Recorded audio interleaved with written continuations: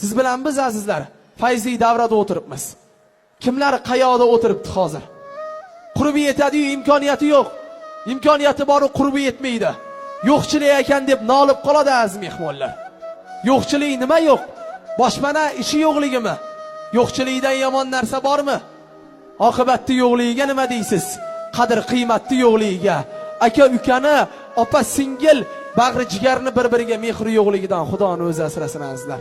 Faraz qilasiz, erta bahor o'riklar gullaydi, bodomlar gullaydi. Xullas, daraxt zoti borki, barchasi gullaydi. Bahor nafasi, hayot nafasi olamni tutgandek bo'ladi. Lekin mayingina bir ipkin, mayingina bir shaboda daraxt gullarini yer bilan bitta qiladi azizlar. Insonning umri ham shu daraxt gulini umriga o'xshaydi.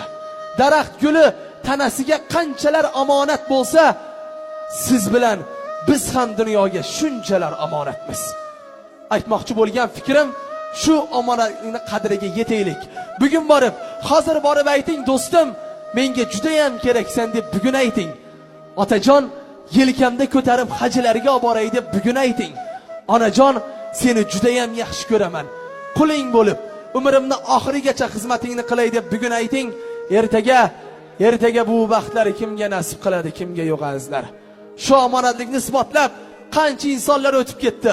Dunyodagi eng og'ir dard ota-ona-yu farzand dog'i bo'lsa kerak. Qadimda yomonlarning qo'liga 3 ta erkak kishi tushib qopti.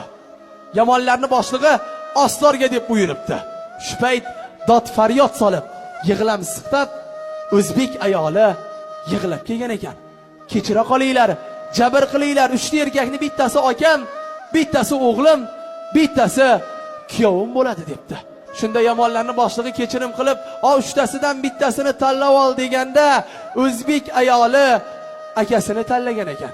Ha, eringchi desa, "Yoshman, erga tegib olarman" debdi.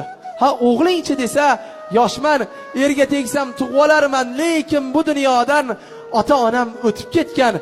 Hech kim menga aka topib bera olmaydi" debdi. 5 kunlik dunyoda aka-ukani, opa-singil, bag'ri jigarni bir-biridan mehridan ayirmasin. E'tiboringlar uchun rahmat.